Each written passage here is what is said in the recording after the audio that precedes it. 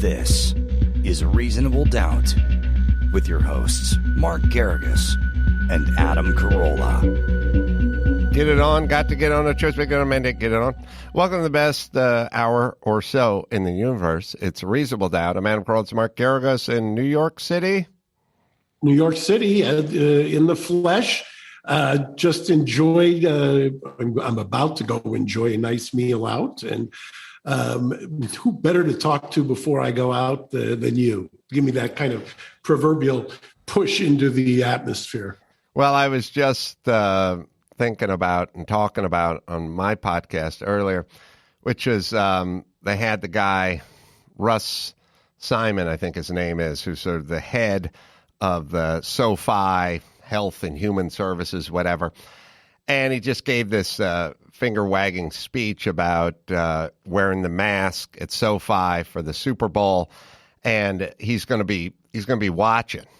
And you're allowed, again, I think about you, I think about outdoor dining, I think about Tin Horn Flats, I think about emergency orders. You must wear a mask at all time. You're allowed to take your mask off to eat and drink, which is really all people do in a stadium. I just went to a SoFi game, had three guys sitting next to me. They had 4 beers each. There wasn't a quarter where they didn't have a beer in their hand, sipping off the beer and ordering. My son ordered a burrito.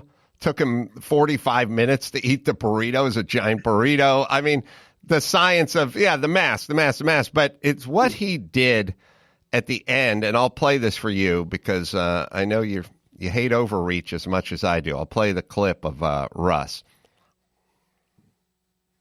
The protocols include a mandatory mask requirement in the stadium for everyone 2 years of older, regardless of their vaccination status. Are required to wear a face covering in the stadium and the tailgate areas, except while actively eating and drinking. And that doesn't mean buy a bucket of popcorn and eat it for 2 hours. Actively eating and drinking. We are on to you. The staff is on hand to remind people to mask up. All right, that's good. They're on to you. Your overlords, Mark, are on to you. You spend $100 to get lunch that we're on to you. We figured it out. We're going to turn a huge profit margin on a pillowcase of popcorn that we'll happily sell you. And you don't have to get out of your seat. We'll bring the mountain to Muhammad. We'll have guys walking up and down the aisle selling you hefty bags of popcorn. But when you eat it all at once. You shotgun that popcorn. You poke a hole in the bottom, open the top, and take it just like a frat guy putting down a Natty Light in the 80s. You shotgun that popcorn sack because we're on to you, and we're going to be watching. What is his title?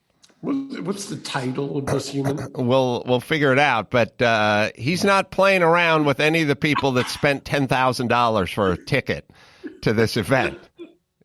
Don't think you're just going to eat. By the way, I'm no lawyer, but don't think we're going to sit around and watch you eat the product that we provide inside of the stadium. Look, where we have a monopoly, by the way, and forbid you from bringing in your own food. Right. And look, if you said, hey, no popcorn for the Super Bowl, takes too long to eat, then I would go, all right, well, at least that's consistent. Their thing is you can have popcorn, but we're on to you. By the way, any movie I've ever gone to where I've ordered popcorn, I put the bucket between my legs and it lasts the entire length of the movie. Isn't that part of the experience of going to the movie or going to the game? You either have the bag of nuts or the bag of corn. Right. Or the bucket of corn. I like the way he said it. We're on to you. We're on to you. We're on to you, Americans who want civil liberties. We're on to you. We're on to you who want freedoms. We're on to you who don't want to follow pseudoscience. We're on to you. How about our former mayor who was there? Did you see the pic of him? Oh yeah, he's but he doesn't breathe. He takes pictures. He takes a picture of himself with magic at the game without a mask. And then when confronted about it, actually said, I didn't breathe or I held my breath. Really? And I take that as a potentially racist statement. You know what I mean? You can't be in the vicinity of a man of color without holding your breath. Let's talk about the optics of that. How about the optics of Governor Newsom right there it is. He didn't breathe. I'll bet you. I bet if he took a picture with Larry Bird, he would be breathing. That's just me. Ask Cap what he thinks of that. I think that's racism right there. So what about did Gavin Newsom breathe in his? Do we know? Gavin Newsom hasn't breathed since 1991. People don't know that about him. He took a long Wim Hof type breathing, short breaths, and then a long inhale, and he's not exhaled since 91. Russ Simons is a full-time venue operations rep for SoFi Stadium in Hollywood Park. Now, all I'm saying is he's probably taking his marching orders from Barbara Ferrer, but we have unelected kooks that are basically dictating our lives. That's where we're at. And I like the kind of punitive finger-wagging part of it. It's not, I know it's a hassle, but we're in a pandemic. Please do your best. We're on to you, he said. I wonder if there was a lot of rumor that Los Angeles was going to limit how many people could be at the Super Bowl earlier in the month of January, and that they were talking about some kind of restriction on mega events. But I wonder if there was some kind of a discussion between SoFi, the venue operators, the NFL, and the county. And the county basically said, you got to get out there and you got to wag your finger and do something. And that's the way we'll let you continue to have an outdoor event like this with 100,000 people or 70,000 people or whatever it is. But imagine, suspect that may be the case? I'm sure. It's all window dressing now. Imagine in court, you're trying to prosecute someone who wasn't wearing their mask for spreading COVID. But again, you had piles of popcorn and all concessions around that person. And then, as I always say, because I just went to the game, up on the Jumbotron on third down when the Rams defense is on the field, big letters yell, make some noise. And everyone just starts screaming their lungs out simultaneously until, after the ball is snapped. How would that hold up in court if you're trying to convince a jury that this guy should be prosecuted for not wearing a mask in this venue? Well, I remember in one of the opinions, Supreme Court opinions, dealing with the religious restrictions on ceremonies, that they kind of they dismantled the argument that you could impose on a religious ceremony because it involves singing indoors, and singing is the way that you communicate this disease because you're expectorating, and that is that was kind of dismantled by the U.S. Supreme Court. Obviously, the whole idea of outdoor transmission has been basically dismantled as well, but people don't want to let go. They cling on to this thing. It's hard to go backwards. Speaking of backwards, you asked me a question on your show, and I was thinking about it. There's the Brian Flores lawsuit that was filed as a class action, and they kind of summarily go through the history of racism in the NFL. It was filed in federal court, not under a collective bargaining agreement. And it kind of preemptively says we didn't follow one of the steps that you normally need to do, which is to notify and get a right to sue letter. And they said that they would do it later on. And they embedded in their text between Belichick and Flores, and one of those texts basically like Belichick knew in advance that somebody else had already gotten the job, and this Flores still hadn't had his interview, and so basically the implication was that this was an end run around the Rooney Rule. where you have to interview somebody. Now, the one thing that, here you go. The one thing that we were speculating on here, and once again, I'm saying speculation, is the timing of this lawsuit. It says it was brought on the first day of Black History Month, so that could be one reason they wanted to do it for the optics. But I'm also told, isn't he about to interview Flores with the Texans? Isn't he one of the names? And I'm getting Jimmy Neutron is giving me the thumbs up. Kind of an interesting game of chess, because if he now doesn't get the job when he's set to either interview or just recently interviewed, as he's suing them, is that a way to moot out the case for the Texans, who famously have had their racism issues as well?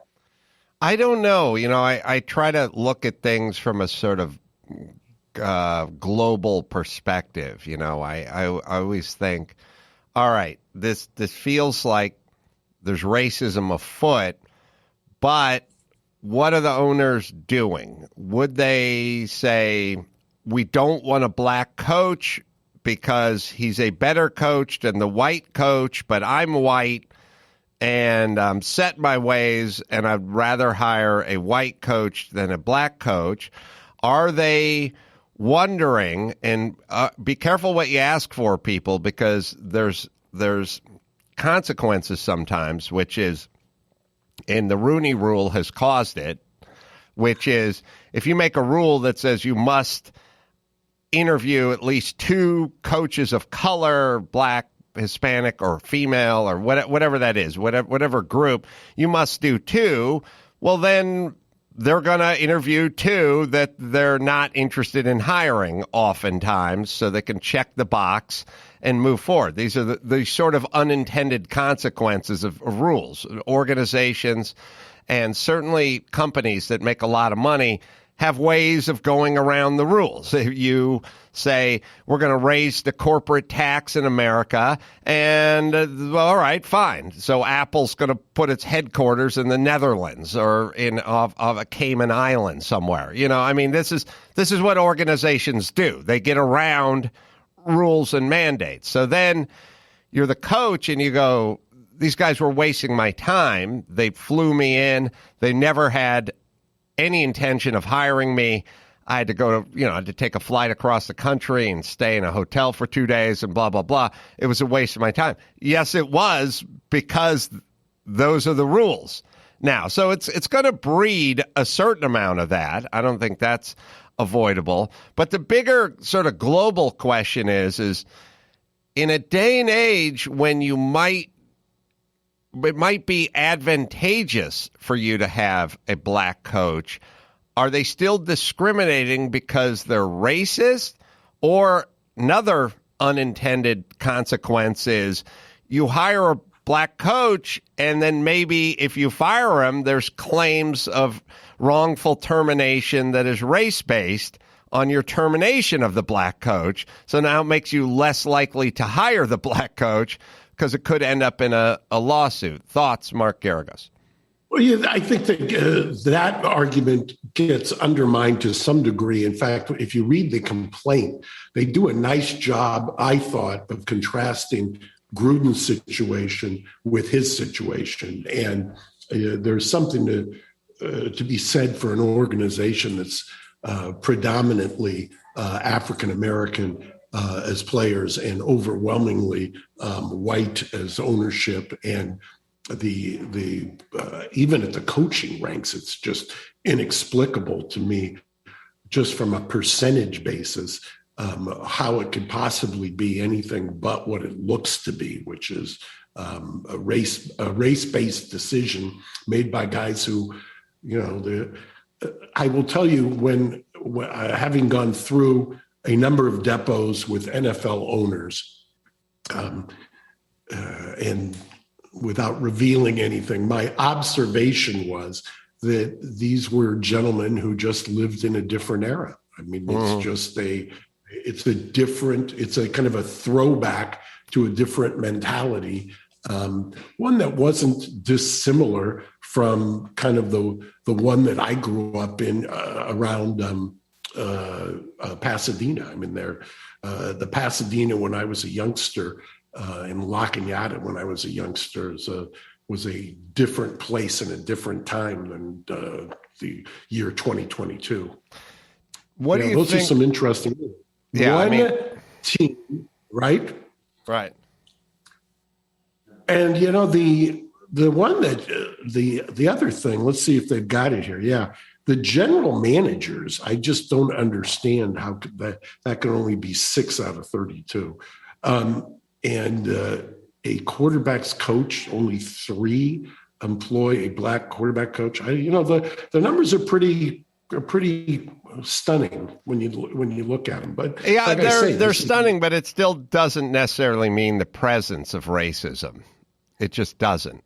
You can say, 70% African American in the league and 99% white coaches, but it still doesn't say. Well, first off, that's a weird statement. It's as if a white man and a black man can't work in such a way where one can be the coach and the other can be the quarterback or whatever position it is. But I don't feel like I know we're in a world of optics. I'm saying, and that's a bad optic for the NFL, but it doesn't imply or it doesn't mean that it's racist. It just implies it, I should say. What they do in the complaint is they start off with the history and the racial history of the NFL and how basically until the Rams moved into the Coliseum, I think they've got the allegation there,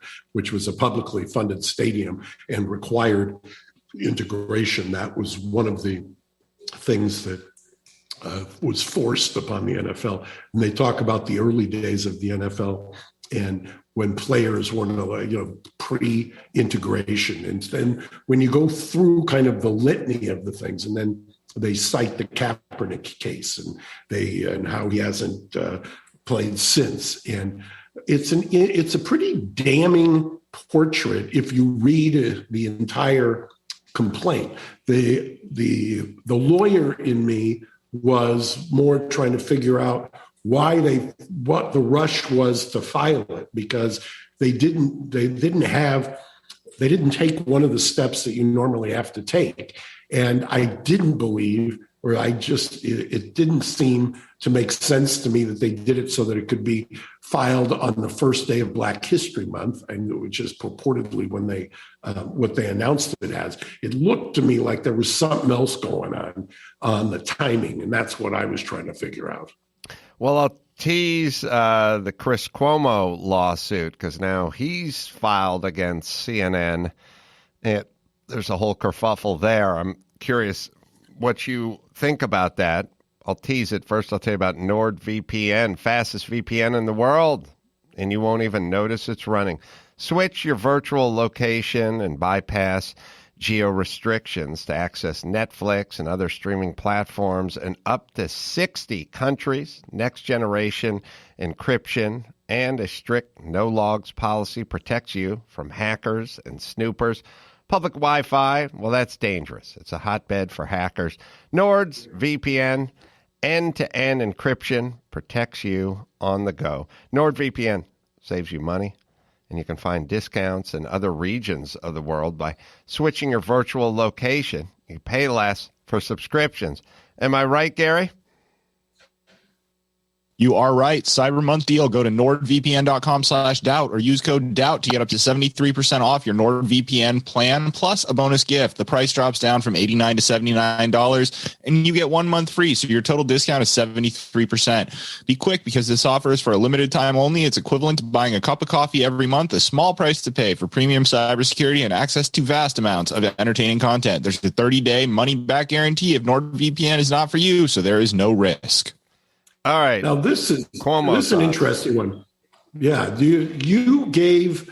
I did a podcast with Megyn Kelly back in December. I think right after you did, and she was asking about CNN, and I had said then, this is I don't know how long, Gary, 6 weeks ago, something like that. I had made the comment that I didn't think CNN in its current formation, in its current milieu, was going to survive. I thought that when the new, it was just a change in ownership at CNN, and it was clear to me that the new ownership was not going to tolerate what was happening over there. And I thought it would, as soon as that deal closed, something would happen. Well, then you're asking about Chris Cuomo. So Chris Cuomo is suing because he wants his severance. And yesterday, it was announced that Jeff Zucker was resigning. He's the head of CNN, famously was at NBC before that. And that he was resigning because he did not disclose a consensual relationship during the Cuomo investigation. Most people that I know have chuckled at that clearly is, that must be the way they let him out, because that clearly was not a secret anywhere. And so it wasn't because he didn't revolve. I mean, I would find it hard to believe that that's really what's going on. And by the way, 6 weeks ago, I had said, you give it 6 weeks, there's going to be a real shakeup over at CNN. And this was in the media circles, at least, this was an earthquake. Well, Cuomo, I think, wants $18 million. The Zucker thing, that's, if you peel the onion back a little bit, it's the person he's romantically linked to was doing PR, and I think maybe in Andrew Cuomo's, in his entourage. And so I guess the speculations that Zucker was with her, and that's why Andrew was on every night with Chris Cuomo. And first things first, there's no such thing as just looking into the emails. It's the discovery. There's skeletons in every organization's closet, right? There just is. Correct. NFL, Everybody. CNN. That's what I tell jurors all the time. Everybody's got issues. There's nobody who doesn't have issues. That's part of the human condition. Everybody's got issues. They manifest. Right. And Drew was speculating that I think Discovery was going to purchase CNN and they wouldn't have tolerated Zucker anymore. They would have shook things up. So he seemed to be, his days seemed to be numbered, as it were. But the question is what are they going to discover during Discovery with Chris Cuomo? And do they want to go through Discovery, or are they just going to write a check? No, they are going to write a check. They're going to want to get this behind them as quickly as possible, because it's not going to be it's not a good look. I mean, it's not a good look at all. And by the way, the Discovery gentleman, that's who I was referring to, that was on Drew's, that Drew was mentioning to you, is the new ownership. He clearly was not a fan of what was going on over there at CNN at this point. I mean, it's just it's hard to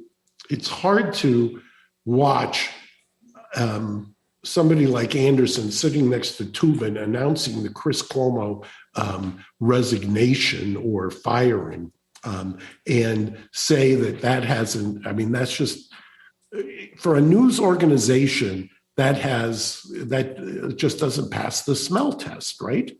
I concur. So you're saying that the other case you were watching today was the Sarah Palin case? Correct. This is an interesting case. I believe one of the lawyers who's representing her was also involved in the Gawker trial with Hulk Hogan. This case has been delayed once because Miss Palin, the governor, apparently had COVID and is unvaccinated, as remarked on by the judge. And he continued it, I believe, from the 24th. Opening statements, I believe, were either yesterday or today, depending on when we're taping and dropping this. And that case, they corrected what they did, but a lot of observers, legal observers, are now saying that the higher standard that was famous, the malice requirement, which was also a case involving the New York Times. This could be a test of that and how much jurors really need to find malice in a case, and whether this case will have kind of the ramifications that the Gawker case did. I mean, we talked about the whole Kogan case. That really kind of shifted the landscape to some degree because the Gawker ended up, I believe, going out of business behind it. So what's her allegations? Her allegation is that they had, Gary, do you have it handy there? I printed it and left it in the other room because I had made a notation. I know poor Gary, who's at home, has begged you and me not to have him do stuff on the fly, but basically that she had been targeted by the editorial or the editorial board in a false light. And that's where she's, and they had not corrected it or done it in the fashion that they needed to, which, by the way, is will be interesting to see if it gets to a jury, if the judge lets it get that far after hearing from the evidence on and what the standard is, because to some degree, the judge is the gatekeeper on that.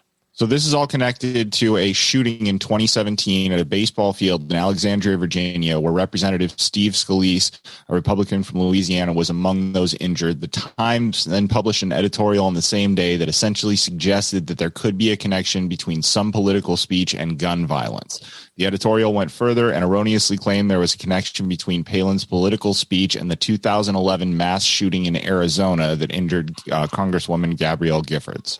Yeah, So the Scalise shooting was done by a Bernie Sanders fanatic, which somehow CNN seems to forget constantly. But there was a guy, and he did have an AR-15 or some kind of weapon of war, and he did show up, and he did try to assassinate people, and he wasn't a Trump fanatic. He was a Bernie guy. So that's a little piece of information that people seem to be missing a lot in this story. Also, I believe with the Arizona story, Palin had like a map with a target, like crosshairs on it, sort of saying we need to focus on this region or something like that. And of course, the pearl clutchers decided to translate that into we need to shoot the people in the state or something. Somehow that motivated. It's interesting. She can motivate that, but Bernie Sanders is no way responsible for motivating the guy who went down and shot everyone at the softball game. I would argue either they both motivate or they neither motivate. I'm in the neither motivate department, but let's just be consistent here. Those were the stories, and I think it had to do with the crosshairs on the map, and that's probably where that defamation comes in. Having represented my share of criminal defendants or the accused over the years, I will tell you that at least, I haven't done a data set on it. I haven't done a study other than my observations that generally the people who commit those kinds of crimes are in the throes of serious mental illness. And, the idea that somehow they're listening to speech, whether it's speech on the right or speech on the left, and that speech is influencing them, I think is people mistake the ideation of people who are in the throes. They may fixate on something. They may, I've got a woman, presumably a woman who emails the office with great frequency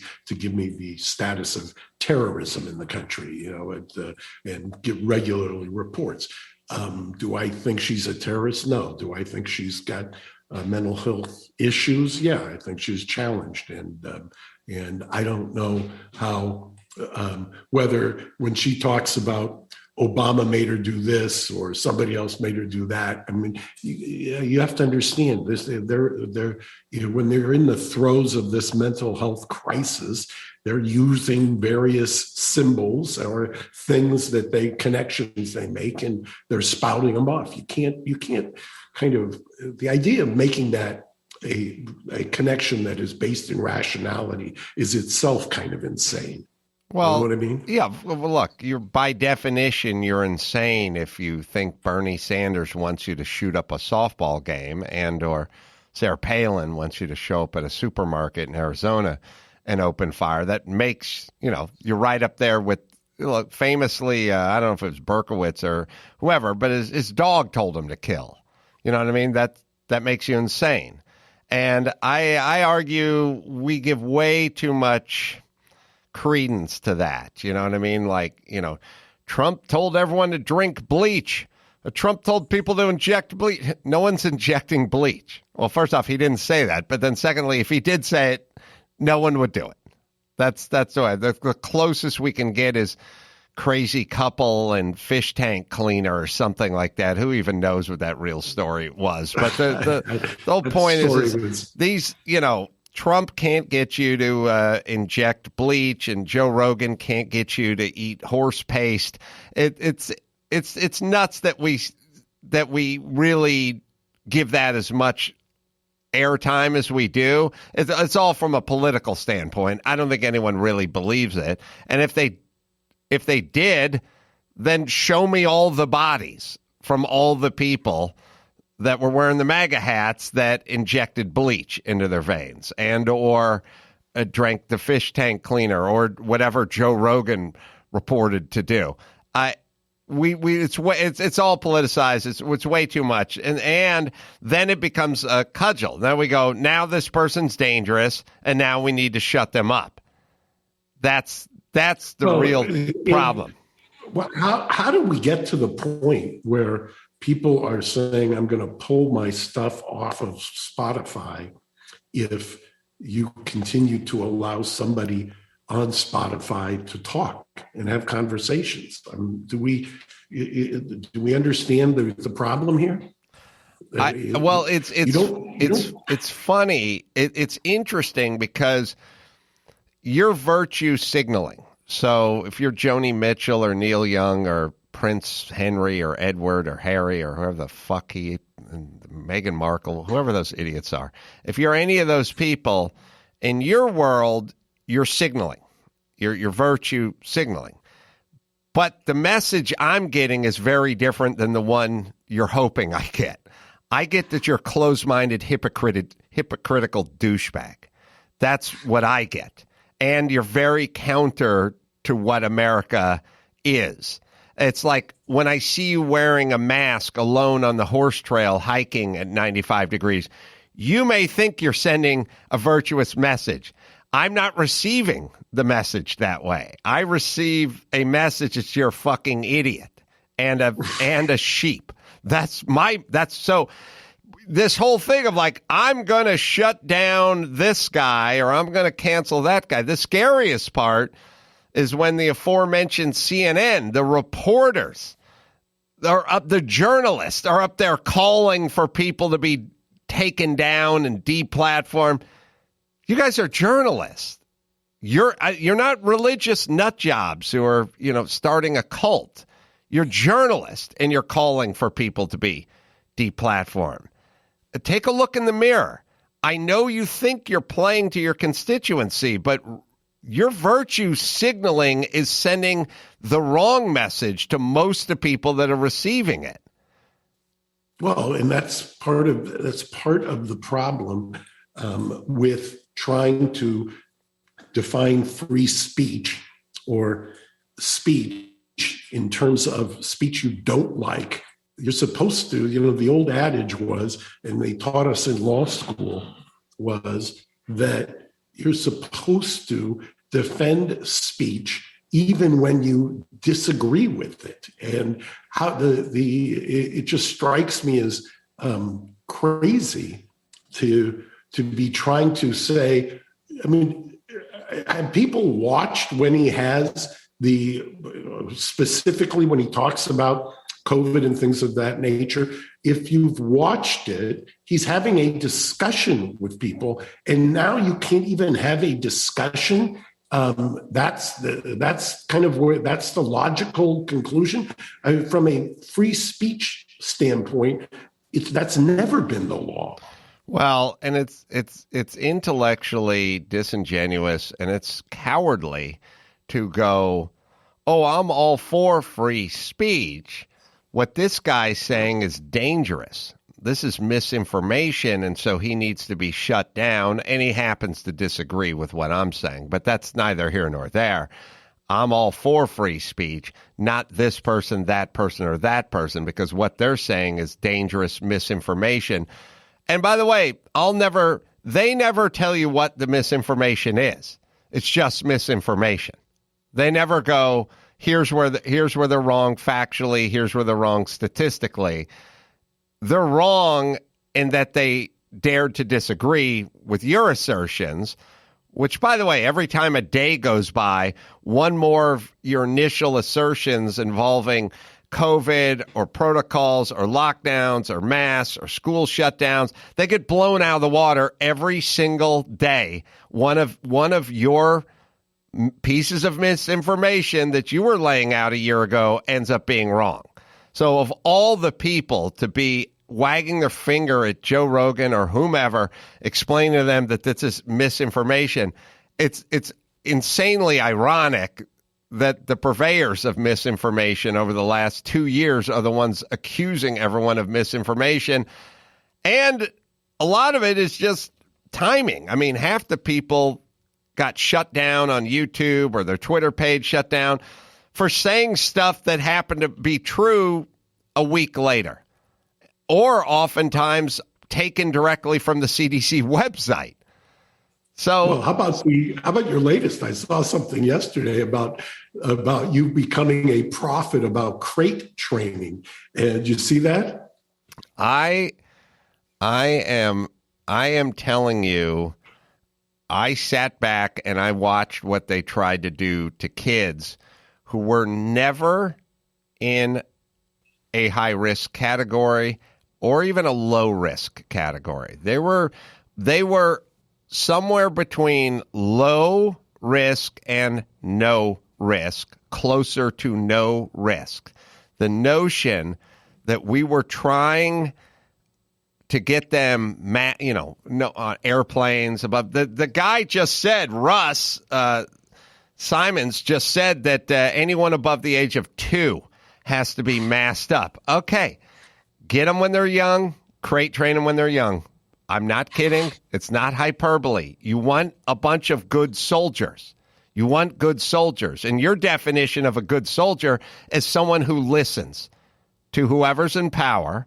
And as I've also said, real power is not telling people to do things that make sense. Like, okay, you got to wear your seatbelt. There's a rule. And you got to have a smoke detector in the roof, in your office ceiling at your commercial. But that makes sense. The stuff you get them to do that doesn't make sense, that's allegiance. And none of this shit makes sense. And you're foisting it on the kids, and the kids are getting crate trained. Good luck training Mark's old ass or my old ass or Dr. Drew's old ass. That's tough. We're old dogs. It's hard to teach us new tricks. But the kids, coach them, crate train them, get them in the crate. And then we have a whole group of little people that will become adults one day soon, and we can tell them to do whatever the fuck we want because they're crate trained. And that's what's always been my take on it. I'm old enough to remember the original crate training, which was with the fear of nuclear war, and when we had to you had to get under your desk. Yeah, I would always say, if we get bombed with a nuclear bomb, what is getting into my desk going to do for me? But boy, they made you remember that you get under the desk. And by the way, your ass is hanging out of the desk. All right, I'll do a spot. Gary's going to play you an oldie but a goodie. This is I'm now obsessed with going back and looking at CNN reports about walking on the beach or laying down on the beach or arresting paddle boarders in the Malibu Bay, or they keep popping in my head, all these old videos. And the one about the woman who is warning, she's going to explain to us how tennis is played during the new COVID era, and just laugh at the insanity of it. First, I'll tell you about Truebill. Wonder why free trials renew without your consent? It's a scam. Don't let corporations pick your pocket. They're taking your money. Download Truebill and take control of your subscriptions. Truebill, it's a new app that helps you identify and stop paying for subscriptions you don't need, want, or simply forgot about. On average, people save up to $720 a year. Truebill has helped 2 million plus users save over $100 million. Just link your accounts and Truebill will cancel your unwanted subscriptions in one tap. It's like right now what you guys are doing with these subscriptions, it's like turning the faucet on and then the bathroom light and then closing the door and going to bed. It's just money running. Stop the bleeding with Truebill, right, Gary? That's right. Don't fall for subscription scams. Start canceling today at Truebill.com/doubt. Go right now. Truebill.com/doubt. It could save you thousands a year. Truebill.com/DOUBT. Here's the great county executive Laura Curran, May 2020, explaining how to play tennis safely. Singles only, no doubles. Only every other court, you have to have a court between players, between people, sets of people playing. Every player, unless they're from the same household, has to bring their own tennis balls so that you don't touch other people's tennis balls with your hands. You can kick their balls, but you can't touch them. I'm going to blush, sorry. Of course, if you're playing with someone in your household, you can touch those tennis balls. To avoid confusion between whose balls are whose, you can use a marker, like a Sharpie, to mark out, to put an X or put someone's initials on them. Yeah, thank you. Thank you. She can't even keep a straight face while she's going through this. So much science. So much science. You have to leave an empty court between you. No doubles. Between you, no doubles. You got to pick up. You can't pick up the ball. You got to kick the ball.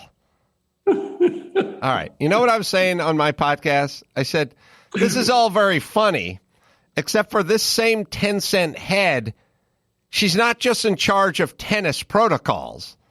She's doing roads and schools and infrastructure and airport. These same 10-cent heads that are launching all this bullshit and all their horrible ideas also are weighing in on permits and building codes and infrastructure. They're taking the homeless problem. They're taking their same 10-cent heads and bringing it to every problem. We just happen to see that they're retarded talking about COVID, but they're taking their 10-cent weird gypsy superstitious brains and they're now unleashing them on traffic, homelessness, and infrastructure. That's the scary part. And it seems insane. I mean, obviously, there's no, first off, outdoor what? What is outdoor? I don't know outdoor eating at Tin Horn Flats. What is this? What happened? We just got afraid and coward and then just people decided to try to do something. And even if the something was complete and utter nonsense and was not a nonsense in real time. I mean, there were people saying at that time, this makes no sense. You were saying it. I was saying it. What are you people talking about? I mean, it just let me get me started. We just filed or going to file an amended complaint in one of these cases, and outdoor dining case. Yeah, because I think I had mentioned that the same kind of, it's never going to happen again. It's never going to happen again.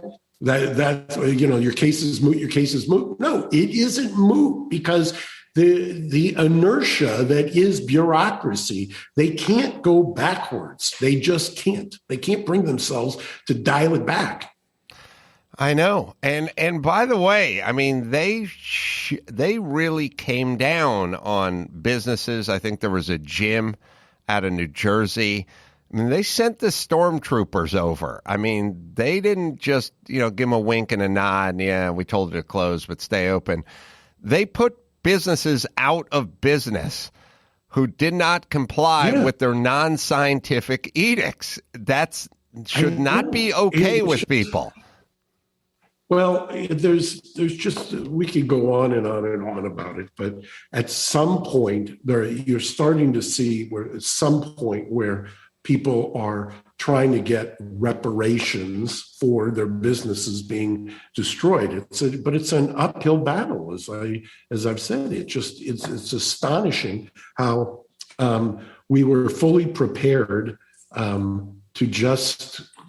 have no basis and to label that a rational basis when it was never a rational basis. It was an irrational basis. That's the kind of the irony of it. The legal standard that gets invoked to uphold all of these things is called rational basis, which is literally the lowest constitutional standard. It's not strict scrutiny. It's not intermediate scrutiny. It's a rational basis, which means just concoct something.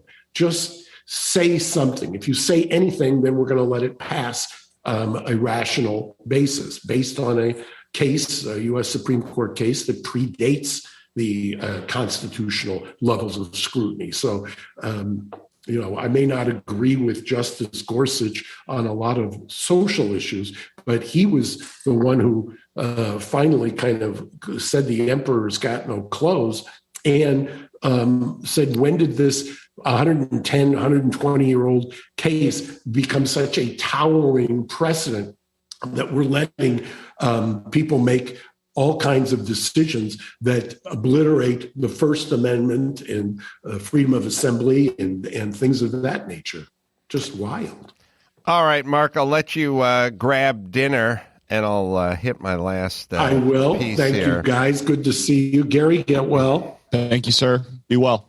And I'll tell you about Geico. Do you rent your home? Well, sure you do. One or the other, right? You work hard as well. Well, I'll tell you what is easy. Bundling with Geico. Geico makes it easy to bundle your homeowners or renters insurance along with your automotive policy. Go to geico.com, get a quote, and see just how much you could save and just how easy it is to save when you get your bundle on at Geico. That is at geico.com. All right, you can go to adamcarolla.com for all the live shows coming up. And coming to Spokane and Tacoma and Kansas City and going to be in Waukegan, Illinois at the Genesee Theater. Just go to adamcarolla.com for all that. And until next time, this is Adam Carolla for Gary and Mark Garrigus saying mahalo. Thanks for listening to Reasonable Doubt. Tune in next Saturday for an all-new episode.